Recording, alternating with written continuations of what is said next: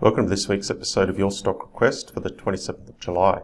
Hi, I'm Michael Gable, Managing Director at Fairmont Equities. Your Stock Request is the weekly video where I take your requests and analyse the share price charts. So this week we have Silver Lake Resources, Petrol, Cobalt Blue, AGL Energy and Waypoint REIT. So if you have a request, please send it through.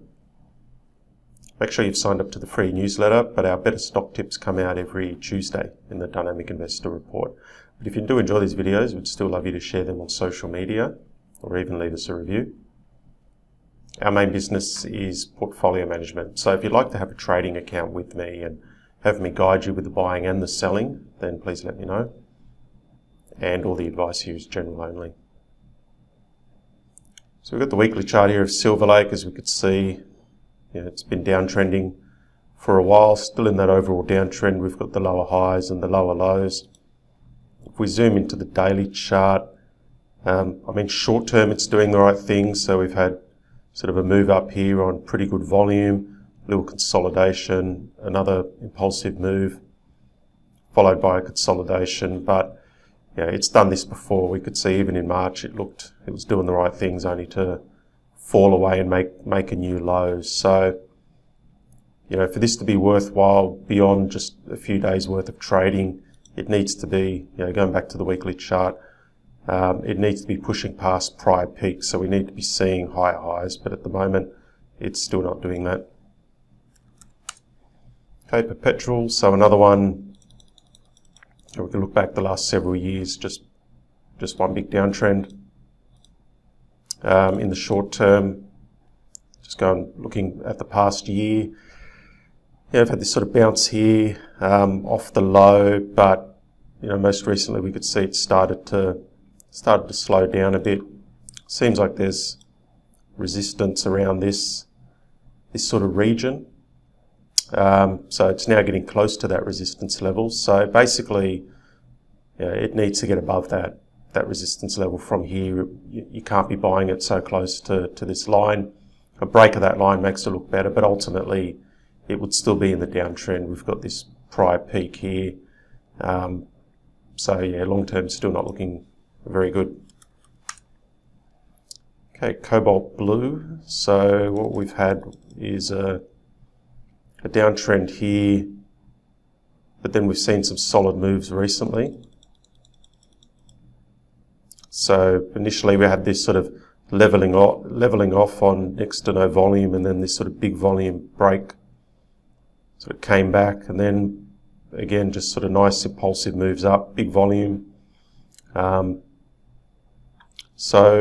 Looking at this high here, I know it's rejected here, but it has taken out this high. So essentially it looks like it's breaking the downtrend now. But of course just getting a little bit overbought here and easing back, but it has been on lower volume. So I think the combination of breaking the downtrend and a most recent pullback, very corrective on lower volumes, would mean you'd be looking for a buy point pretty soon. Okay, AGL, so weekly chart. Horrendous downtrend here from about $28 to looks like close to $5. Then what we've seen is sort of a bounce, sort of a sideways consolidation, and then another bounce. So it looks like this, it's finally breaking that long-term downtrend. If we look at the daily chart, clearly it's moved up in a bit of a straight line here. So sort of bouncing around in overbought, and this is an example why you don't necessarily use overbought on an RSI as a sell signal, because in a strong trend it will stay overbought for a while. So you could have used your RSI to sell it at 850 but missed out on the move to 12. So look, I'd basically continue holding this if I was in it, even though it is looking overbought, because you've still got good momentum. I'd consider using maybe a trailing stop, like a moving average. So find a moving average that fits this quite tightly, maybe like a 10-day or something like that, and use that as your trailing stop.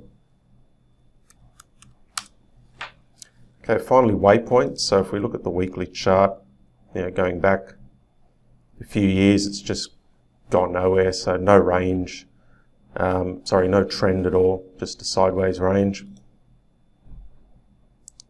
You know, in terms of short term, we've got this big, sort of tried to move higher and then like a big sell-off here in June, so quite a sharp move down on, a slight increase in volume, and then in terms of the bounce on the way up, we're just not seeing any volume. So I'd say the risk for this one is still to the downside.